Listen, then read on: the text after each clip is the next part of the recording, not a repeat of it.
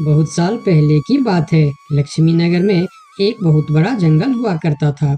उस जंगल में शेर खान नाम का एक शेर रहता था। वह जंगल का राजा था। उसके शासनकाल में जंगल के सभी जानवर सुखी और शांति से रहते थे। यदि जंगल में कोई भी जानवर गलत काम करता तो शेर खान उसे दंड देते थे।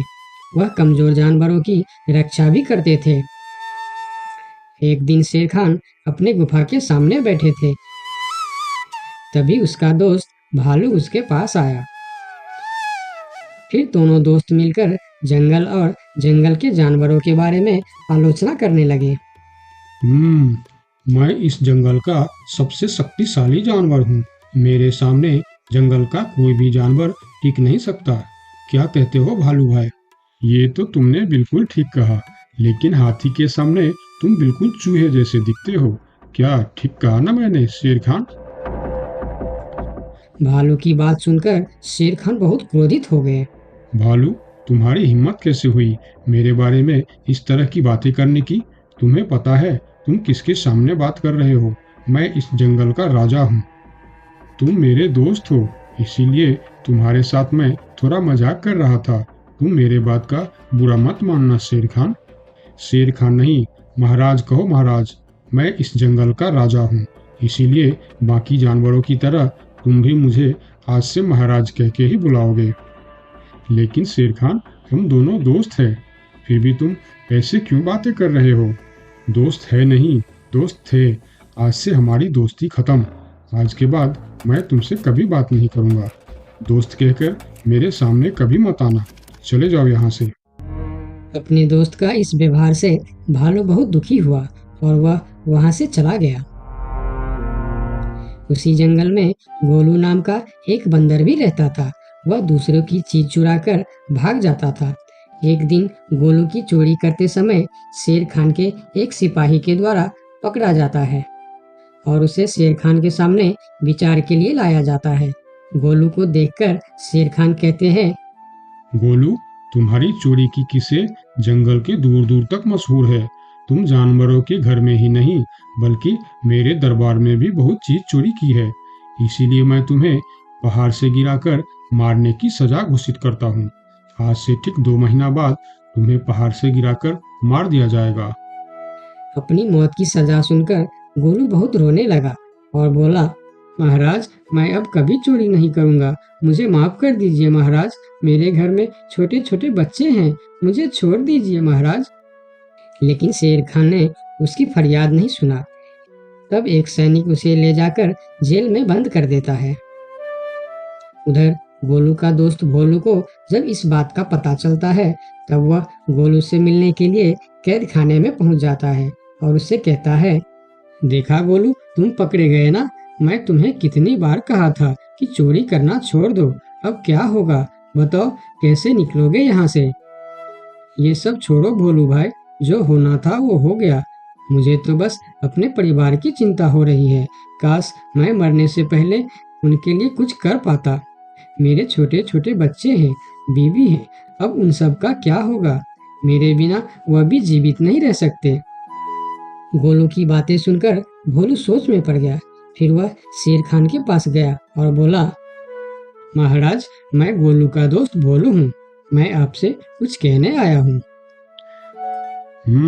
तो तुम गोलू का दोस्त भोलू हो? ठीक है, बताओ क्या कहना चाहते हो तुम? महाराज, मैं चाहता हूँ कि आप गोलू को कुछ दिन के लिए उसके परिवार के पास जाने दें, ताकि वह मरने से पहले अपने परिवार के लिए कुछ इंतजाम कर सके। मरने वाले का आखिरी इच्छा पूरा कीजिए महाराज। आप एक बार उसके परिवार के बारे में भी सोचिए। गोलू ने जो किया उसमें उसकी परिवार की क्या गलती है?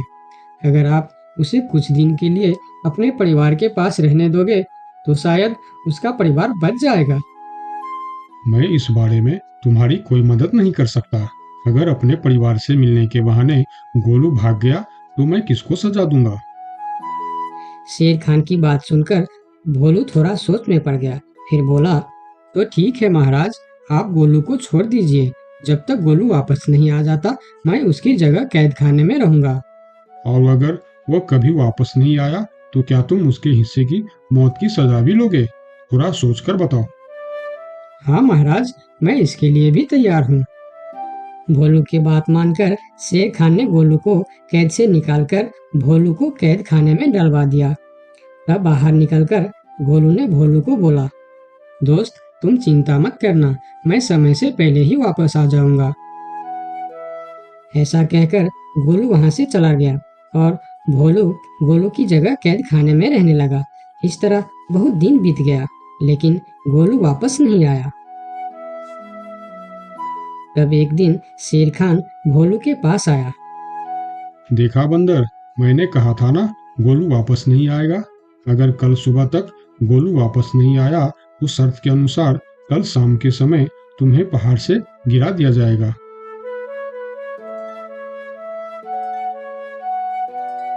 अगले दिन भी जब गोलू वापस नहीं आया, तब शेर खान और उनके सैनिक भोलू को लेकर पहाड़ के किनारे पर गए। फिर भोलू को खाई के किनारे खड़ा करके शेर खान ने कहा, देखा ना मूर्ख बंदर, तुम्हारे दोस्त तुमको धोखा देकर चला गया। अब तुम मरने के लिए तैयार हो जाओ। लेकिन इस बार भी गोलू नहीं डरा और बोला, कोई बात नहीं महाराज, मैं अपने दोस्त के लिए मरने के लिए भी तैयार हूँ। मैं यह जानकर बहुत खुश हूँ कि मेरा दोस्त अपने परिवार के साथ खुश है। मेरे आगे पीछे और कोई नहीं है, मैं तैयार हूँ महाराज। शेर खान और भोलू के बीच बातचीत चल ही रही थी कि तभी थोड़ी दूर पर गोलू उनके और आता हुआ दिखाई दिया।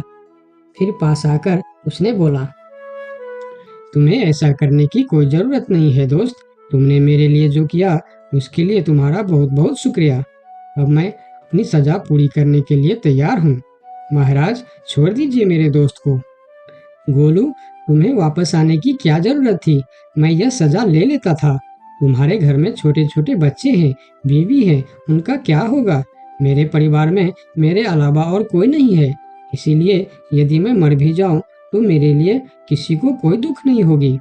तुम यहाँ से चले जाओ।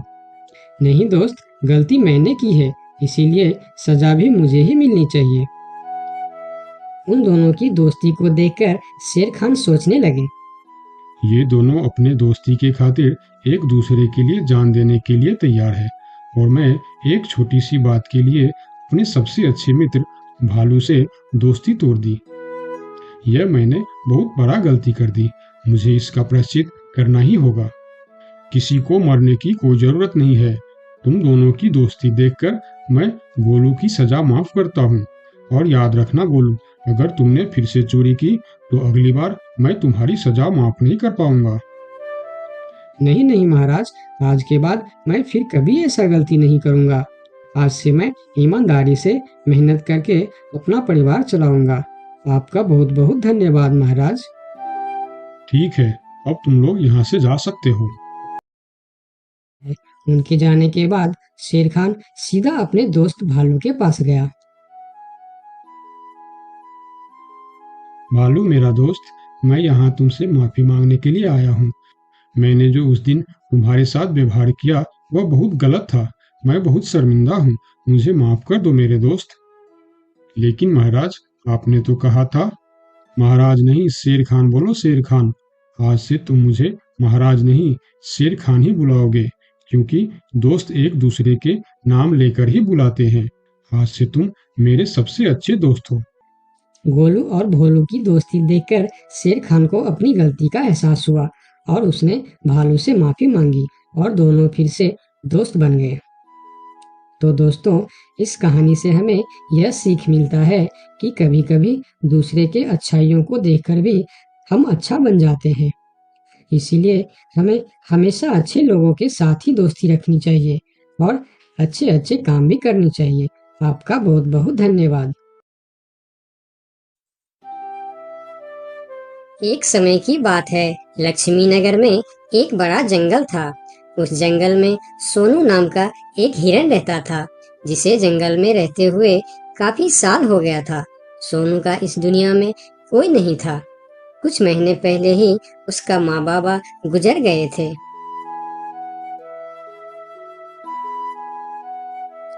इसीलिए इस जंगल में रहते हुए उसे काफी अकेलापन महसूस होता था।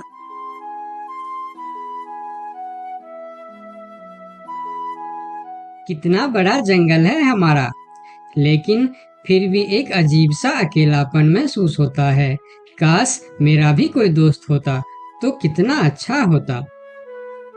तभी वहां से एक तेंदुआ और सियार गुजर रहे थे। सोनू को अकेला देखकर दोनों उसके पास आए और बोलता है, अकेले अकेले क्या कर रहे हो? हमसे दोस्ती कर लो, हम है ना तुम्हारे साथ रहने के लिए। क्या मैं तुम दोनों से दोस्ती कर लूं? तुम लोगों को काम है दूसरे को बेवकूफ बनाना और उनका खाना चुराना और परेशान करना। तुम दोनों से दोस्ती करके मैं गलत चीजों के अलावा और कुछ नहीं सीखने वाला। इससे अच्छा तो मैं अकेले ही ठीक हूँ। अब तुम दोनों यहाँ से जा सकते हो। अभी तो तुम हमारी दोस्ती को ठुकरा रहे हो, लेकिन वक्त आने पर तुमको हमारी दोस्ती की अहमियत पता चलेगी, देख लेना। ये कहकर वह दोनों वहां से चले जाते हैं। उन दोनों के चले जाने के बाद हिरन कुछ देर बाहर बैठा रहा। फिर धीरे धीरे शाम हो गई। तब हिरन भी घर के अंदर चला गया। अगले दिन सुबह जब हिरन अपने घर के बाहर बैठा था, तब हिरन ने देखा कि एक छोटा सा हाथी जो उसकी उम्र का था, वह धीरे धीरे उसके पास आ रहा है और उनके पास आके कहा, कैसे हो प्यारे हिरन? मेरा नाम गोलू है। मैं आज ही इस जंगल में आया हूँ। तुम्हारा नाम क्या है? क्या तुम इस जंगल में रहते हो? मेरा नाम है सोनू और इसी जंगल में मैं जन्म से ही रह रहा हूँ। तुम कहाँ से आए हो? तुम्हारे साथ और कौन कौन है? मैं पास की जंगल से आज ही आया हूँ। मेरा इस दुनिया में कोई नहीं है। क्या तुम यहाँ अकेले रहते हो? हाँ, मैं अकेला ही रहता हूँ। मेरा भी इस दुनिया में कोई नहीं है दोस्त। सोनू, क्या यहाँ कोई ऐसी जगह है जहाँ मैं अपना घर बनाकर रह सकूं? हाँ दोस्त, इस जंगल में ऐसे बहुत से जगह हैं जहाँ तुम घर बनाकर रह सकते हो। आओ मेरे साथ। फिर हिरन और हाथी जंगल के और भी अंदर चले गए, जहाँ हरियाली भी थी और जगह भी बहुत सुंदर थी। यहाँ तो मैं अपना पसंद का घर आराम से बना सकता हूँ। हाँ मेरे दोस्त, और इस काम में मैं तुम्हारी मदद करूँगा। नहीं प्यारे दोस्त, मैं अपना घर खुद बना लूँगा। मैं तुम्हारा फायदा नहीं उठाना चाहता। तुम मेरी बहुत मदद की है। ये सुनकर भी हिरन ने उसकी मदद करने का फैसला नहीं बदला और काम पर लग गए। जंगल से अच्छी लकड़ियाँ और पेड़ इकट्ठा करके दोनों ने मिलकर 2 दिन के अंदर ही एक झोपड़ी जैसा घर बना डाले। तुम्हारा बहुत बहुत शुक्रिया दोस्त। अगर तुम नहीं होते तो मैं इतना आसानी से ये घर नहीं बना पाता। शुक्रिया की कोई जरूरत नहीं है। तुम मेरे प्यारे दोस्त हो। ये तो मुझे करना ही था। उस दिन से दोनों की दोस्ती और भी गहरी हो गई। इधर शाम होने वाली थी। हिरन अपने दोस्त से विदा लेकर अपने घर की ओर चलना शुरू किया। हिरन रोज हाथी के घर आता और दोनों सारा दिन साथ ही रहते थे। एक साथ खाते थे और मजे भी करते थे। एक दिन सोनू हिरन हाथी के घर नहीं आया तो उसे हिरन के लिए चिंता होने लगा। वह फिर चलकर हिरन के घर जा पहुंचा। अरे क्या हुआ दोस्त, तुम आज मेरे घर क्यों नहीं आए? तुम्हें ना देखकर मैं बहुत परेशान हो गया, इसीलिए मैं इधर चला आया। दोस्त, मेरा तबीयत खराब है। पूरे शरीर में बहुत दर्द हो रहा है। मैं ठीक से खड़ा भी नहीं हो पा रहा हूँ। हाथी आगे आया और हिरन के शरीर को छू कर देखा कि हिरन को तो बहुत तेज बुखार चढ़ा है। दोस्त, तुम्हें तो बहुत तेज बुखार है, लेकिन ये सब अचानक कैसे हो गया? ये कहकर हाथी ने थोड़ा देर सोचा और बोला, मैं अभी आता हूँ। तुम बिल्कुल चिंता मत करना, तुम ठीक हो जाओगे। इतना कहकर हाथी वहां से चला गया और सोनू हिरन उसका इंतजार करने लगा। लेकिन कई घंटे गुजर जाने के बाद भी हाथी नहीं लौटा। हिरन निराश होकर बैठा रहा। थोड़ी देर बाद वही तेंदुआ और सियार उसके पास आ गए और कहने लगे, सोनू हिरन, तुम्हारी तबीयत का पता चला तो हमें बहुत दुख हुआ। ये देखो, हम तुम्हारे लिए खाना भी लेकर आए हैं।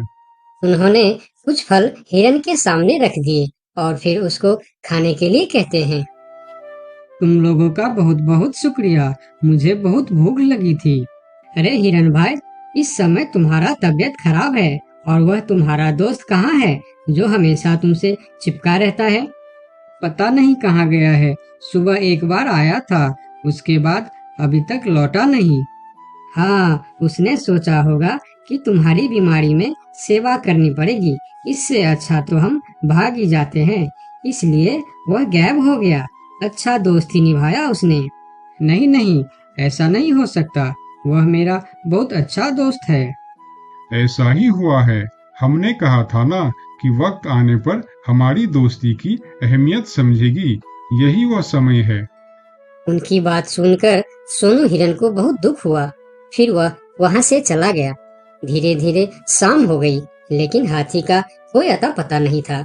हिरन के तबीयत में भी कोई सुधार नहीं हुआ। अगले सुबह फिर से वह दोनों हिरन के घर पर आए। आज भी दोनों ने हिरन के लिए कुछ फल लेकर आए थे। हिरन बहुत खुश होकर खाने लगा। उसे अपने आप पर शर्म आ रहा था कि जिन जानवरों को वह बुरा भला कह रहा था, आज मुसीबत में वही उसके काम आ रहे हैं।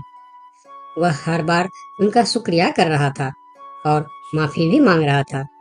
फिर थोड़ी देर बात करके दोनों वहां से चले गए। कब तक हम इनकी नौकरी करते रहेंगे? अब अपने योजना को अंजाम देने का समय आ गया है, नहीं तो बहुत देर हो जाएगा। हाँ, तुमने बिल्कुल ठीक कहा। अब हमें और समय नष्ट नहीं करना चाहिए। आज ही हमें कुछ निर्णय लेना ही पड़ेगा। चलो चलते हैं शेर सिंह के पास।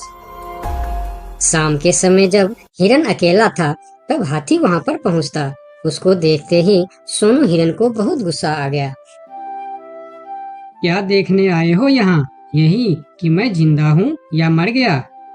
ऐसा क्यों बोल रहे हो दोस्त? मेरा पूरा बात तो सुनो। मुझे दोस्त कहकर मत बुलाओ। दोस्त वो होता है जो अच्छे और बुरे वक्त में साथ निभाए।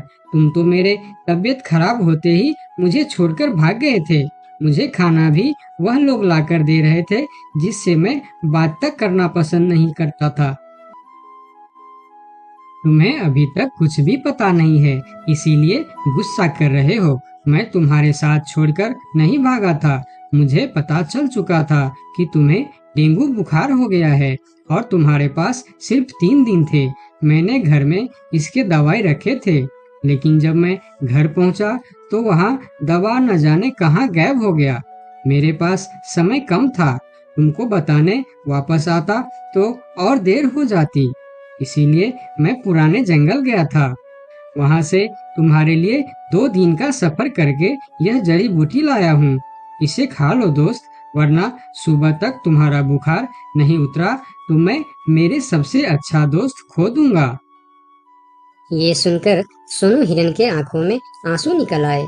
उसने तुरंत वह जड़ी बूटी खा ली। मुझे माफ कर दो दोस्त, न जाने मैं कैसी तुम्हारी दोस्ती पर शक कर बैठा। यकीन मानो, तुमको वापस देखकर मुझे बहुत अच्छा लग रहा है। फिर दोनों ने बातें करने लगे। इतने में सोनू को अच्छा महसूस होने लगा। फिर वह उठकर खड़ा हो गया। अरे देखो दोस्त, मैं तो बिल्कुल ठीक हो गया। तुम्हारा बहुत बहुत धन्यवाद दोस्त। दोनों घर के बाहर बातें कर रहे थे, तभी वहां पर शेर सिंह को साथ लेकर वह दोनों आ गए। तुम लोगों के साथ ये शेर सिंह यहाँ क्या कर रहा है? शेर सिंह, यही वह हिरन है जिसे हमने आपके लिए तैयार किए हैं। ये सुनकर हिरन डर गया और फिर उसको समझ में आया कि ये दोनों क्यों इसका सेवा कर रहा था।